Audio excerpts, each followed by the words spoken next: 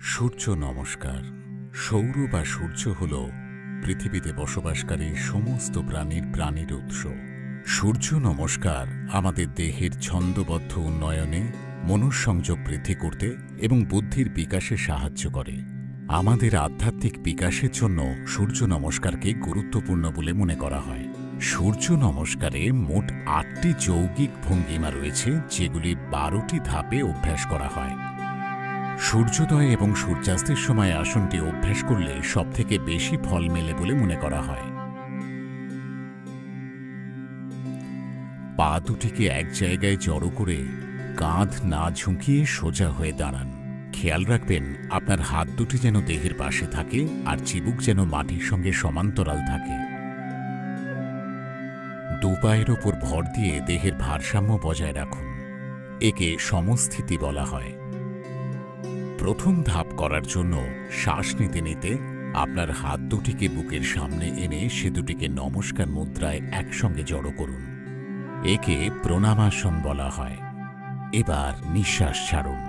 দ্বিতীয় ধাপ, ধীরে ধীরে শ্বাস নিতে নিতে কোমরের ওপরের অংশকে টান টান করুন। দু হাতকে মাথার ওপরে নিয়ে যান। মাথা এবং কোমর পিছন দিকে ঝোঁকান। পা দুটিকে সোজা রাখবেন। এই আসনটির নাম হল হস্ত উত্থান আসন। এবার তৃতীয় ধাপের জন্য ধীরে ধীরে নিঃশ্বাস ছেড়ে দেহকে সামনের দিকে ঝুঁকিয়ে দিন, যতক্ষণ না আপনি পায়ের দুপাশের মাটি স্পর্শ করতে পারছেন। মনে রাখবেন, ঝোঁকবার সময় আপনার দুটি হাত এবং মাথা যেন একসঙ্গে নেমে আসে। এই আসনটির নাম পদহস্তাসন।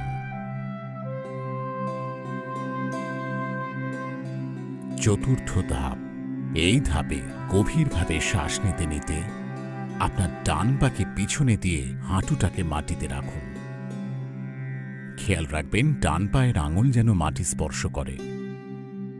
বাঁ পায়ের হাঁটু যেন ৯০ ডিগ্রি কোণ উৎপন্ন করে। আপনার দুটি হাতই মাটিতে থাকবে। নিতম্ব নিচু আর থুতনি উঁচু থাকবে। এই আসনটির নাম অশ্ব সঞ্চালন আসন। পঞ্চম ধাপে নিঃশ্বাস ছাড়তে ছাড়তে আপনার বাঁ পাকে এমনভাবে পিছনে নিয়ে যান যাতে ডান পায়ের সঙ্গে একই সরল রেখায় থাকে। খেয়াল রাখবেন আপনার হাত এবং কাঁধ যেন এক সরল রেখায় থাকে। আপনার কাঁধ, পিঠ আর নিতম্বকেও একই সরল রেখায় থাকতে হবে। এই আসনটির নাম সন্তুলন আসন। এই ভঙ্গিমায় ধীরে ধীরে শ্বাস নিন। ষষ্ঠ ধাপ, ধীরে ধীরে শ্বাস ছাড়ুন। একই সঙ্গে আপনার দুই হাঁটুকে মাটিতে রাখুন। আপনার বুক এবং কপালও মাটিতে ঠেকান। খেয়াল রাখবেন আপনার নিতম্ব যেন উঁচু থাকে আর কোনোই যেন দেহের কাছে থাকে। এই আসনটিকে সাষ্টাঙ্গ নমস্কার বলা হয়, কারণ আপনার দেহের ৮টি অংশ অর্থাৎ আপনার দু পায়ের আঙুল, দুটো হাঁটু, দু হাতের তালু, বুক ও কপাল মাটির সংস্পর্শে থাকে। মনে রাখবেন দেহের ওজন যেন এই ৮টি অংশে সমানভাবে ভাগ করা থাকে। এবার সপ্তম ধাপের জন্য শ্বাস নিতে নিতে কোমরটিকে নিচে নামান। মাথা আর বুককে সামনের দিকে এগিয়ে দিন আর নাভির ওপরের অংশকে উঁচু করে তুলে ধরুন।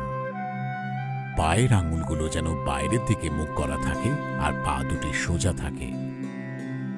এই আসনটির নাম ভুজঙ্গাসন। অষ্টম ধাপ, ধীরে ধীরে নিঃশ্বাস ছাড়তে ছাড়তে পায়ের আঙুলগুলিকে ভিতরে করুন। নিতম্বটিকে এমনভাবে উঁচু করুন যাতে দেহের আকৃতি পাহাড়ের মতো হয়। খেয়াল রাখবেন আপনার পা দুটি যেন সোজা থাকে, হাত মাটিতে থাকে আর মাথা দুই বাহুর মাঝে থাকে। গোড়ালি দিয়ে মাটি স্পর্শ করার চেষ্টা করুন। এই আসনটির নাম হল পর্বতাসন। নবম ধাপের জন্য শ্বাস নিতে নিতে নিতম্ব নিচে নামিয়ে আনুন। ডান পাটিকে সামনের দিকে এগিয়ে আনুন। বাঁ পায়ের হাঁটুটিকে মাটিতে রেখে আবারও অশ্ব সঞ্চালন ভঙ্গিমায় ফিরে যান। দশম ধাপ। এই ধাপে আপনার বাঁ পাটিকেও সামনে আনুন। নিঃশ্বাস ত্যাগ করতে করতে পদহস্তাসন ভঙ্গিমায় ফিরে আসুন। একাদশ ধাপ, ধীরে ধীরে শ্বাস নিতে নিতে দেহকে উঁচু করুন। দুহাত উঁচু করে আপনি হস্ত উত্থান আসনে ফিরে আসুন। খেয়াল রাখবেন ওপরে ওঠার সময় আপনার হাত এবং মাথা যেন একসঙ্গে আসে। দ্বাদশ ধাপ, ধীরে ধীরে নিঃশ্বাস ছাড়তে ছাড়তে প্রণামাসনের ভঙ্গিতে সোজা হয়ে দাঁড়ান। এবার গোটা প্রক্রিয়াটি আপনার বাঁ পা দিয়ে করুন। সূর্য নমস্কার আপনার ফুসফুসের ক্ষমতা বাড়ায়। সূর্য নমস্কার মেটাবলিজম উন্নত করে এবং দেখা গেছে যে ডায়াবেটিস নিয়ন্ত্রণেও এটা যথেষ্ট উপকারী। সূর্য নমস্কার এন্ডোক্রিন গ্রন্থির নিঃসরণ নিয়ন্ত্রণ করে। সূর্য নমস্কার আপনার ওজন নিয়ন্ত্রণে সাহায্য করে আর আপনার পিঠের মাংসপেশি শক্তিশালী করে। যাদের উচ্চ রক্তচাপজনিত সমস্যা আছে তারা সূর্য নমস্কার করার সময় সতর্ক থাকবেন। যাদের হার্নিয়া এবং পাকস্থলীতে ক্ষত আছে তারা এই আসনটি করবেন না। যাদের সায়াটিকা, সার্ভিক্যাল স্পন্ডিলাইটিস এবং প্রচণ্ড বাতের ব্যথা রয়েছে তাদের এই আসন এড়িয়ে চলা উচিত।